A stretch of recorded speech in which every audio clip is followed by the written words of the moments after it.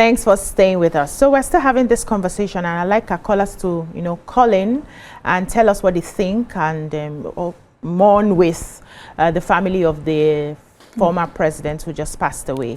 And I asked a question before we went on a short break. I was asking, when is the right time to make a review of the failures and the successes of somebody before the person dies? Or is it at the death, when we're talking about someone who has just passed on, when the family members are mourning, people are down emotionally, there's grief in the air? Is it the right time to begin to list all the bad things that particular person has done? So there's a popular quote by William Shakespeare. Really? Yeah. I did not know it was even by William Shakespeare, but I knew the quote. Okay. So it says, the evil that men do live after them, and the good is often interred in their bones, but the evil that they do lives after them. So it's impossible that the evil that has been done will not be spoken of. There is because I am naturally wired diplomatic and because I am well brought up, I would never insult or curse anyone based on my personality.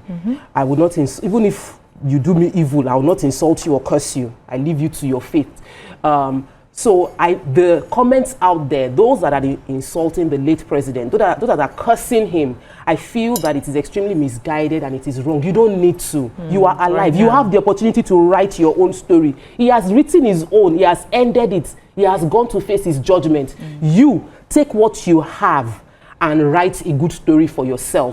Don't bother cursing the late president. Don't bother insulting the late president. He has done his own. What he has done, he has done. What will you do with what you have? That is what is important. So I don't believe that it is when the president has died I will not start insulting and bashing. That's not a prescription that works for anything. It might relieve your tension or pressure at the moment, but it doesn't serve any purpose. Yeah, let's take a caller. We have a caller on the line. Good morning. Are you there? Good morning. Good morning, sir. Doctor, hello. She can hear you. Doctor, you see, you have said it all. Okay. Thank God. As me as a prophet, what I read in the Bible says, try your best and leave the rest. So you cannot do all.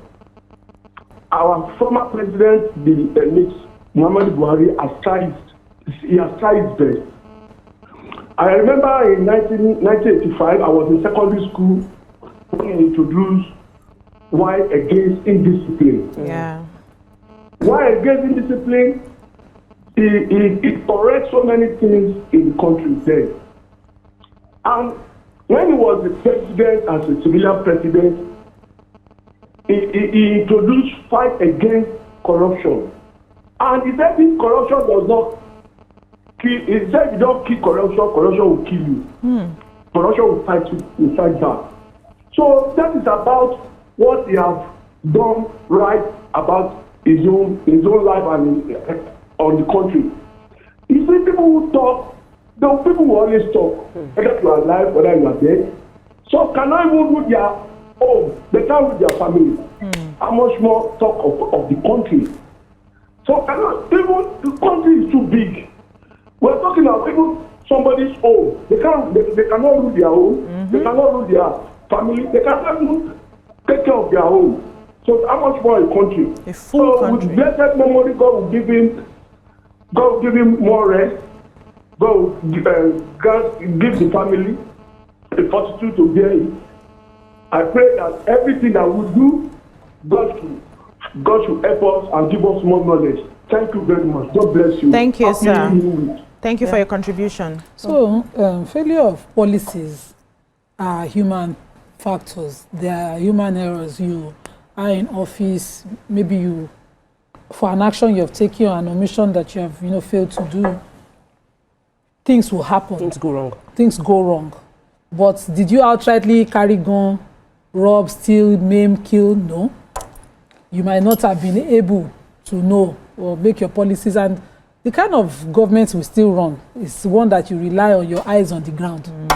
If your eyes on the ground, I remember President Buhari instructing the commissioner, the IG of police at the time, to take to take his headquarters to one of the insecurity Borno, and we're angry that he didn't follow up because we later found the IG somewhere else in Abuja.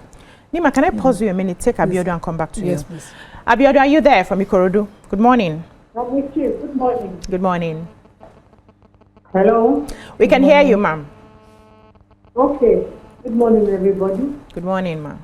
I would like to go with what my sister, Sister Eminent, said, which is Islamically, you don't start fighting out the wrong of the dead. And personally, when I heard about this person last week, I was totally broken because I know what it is to do the most of the next. I lost my mom 3 weeks today. And the thing is, it's a pain that you can never comprehend. Buhari never came to us like somebody that is without sin. He felt he could handle it the way he did it during the military era. Yeah. But unfortunately, he met so many obstacles that even wanted to break him. Because if you look at it, his second term, he actually allowed everything to go the way we want it, not the way he wanted it. So going on Twitter and seeing the way these Gen Zs and some adults are even talking about the dead, like my people will say, any food won't take no people. We should all be conscious of the fact that someday we are going to die. And what are people going to say about us? We know what is that. We can talk about Buhari because he came out to rule us. Do you know what some people are doing behind closed doors and they're coming out to participate others and to judge others? Allah help us. May God give us a happy ending. Amen. Correct our wrong. Thank you, Abiodun. Thank you so much. Nima. So Allah give us a happy ending and help us to correct our wrong. It's a prayer we do every day.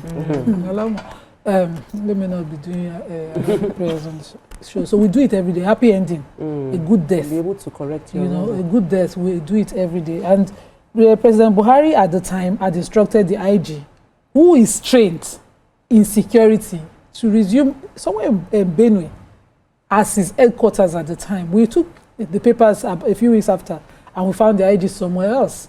We were angry with him.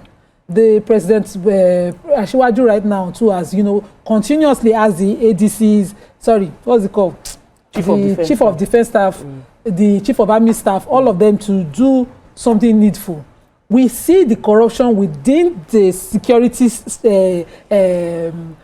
system in Nigeria, where we find them complicit. I remember this kidnapper who was discharged after killing a set of police officers who were supposed to go and bring him for his trial. I'm trying to get all the details of memory. And he was released after a few years and welcomed warmly by his people. Those people said they Twitter now, they swear.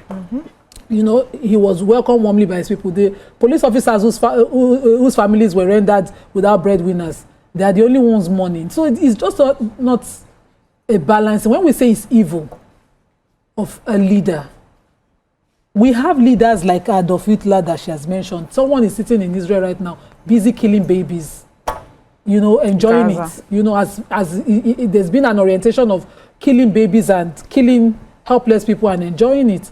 And those are evil acts. Can you place such a thing on President Buhari? No. Let me come to Miriam. You know? Yes. So, you know, the question you asked is this, when is the right time to talk about the things that he may have done wrong? And I say it's every day that we have had an opportunity to talk about it, we have spoken about it. Thankfully, our country is the one that we can speak our minds, and there have been many opportunities on this platform, various platforms, individually, you know, as a country, we have sat down, we have criticized his government, his governance, his policies. So for me, personally, I feel like on a day of his death or the day after could be a day that we can shelve that aside. But this is not to say that, you know, I'm in any way invalidating people's pain and people's experiences as a result of his administration. Okay. The truth is that there's some things that happened that could have been avoided with better policies, with what we assume would have been him, you know, showing up even better. And so people suffered for that. Yes, he did not carry a gun and stand on the road, you know, but there were things that he did or didn't do or would have done better that affected millions of Nigerians. And so I want to say that at this point, I hear people, I acknowledge their pain, you know, all our pain, acknowledge the things that we went through. And I say that every day for the rest of our lives, we can talk about it and call him out and criticize it and sit down, you know, at different seminars and conventions like we like to write books about it. But on a day like this, I think we can give him the honor of the positives that he, you know, that he was able to give us. And remember, and this is really in humility, because we are all flawed. You know, in many ways, you know, many of us, we sit down here, some of us sounding very intellectual, like we know what we're up to. I'm telling you, God, we have a flat tire, we are looking helpless, you know, so just to honor him for today. We'll take a short break now. When we come back, we'll continue the conversation. Stay tuned. Stay tuned. Your View will be right back.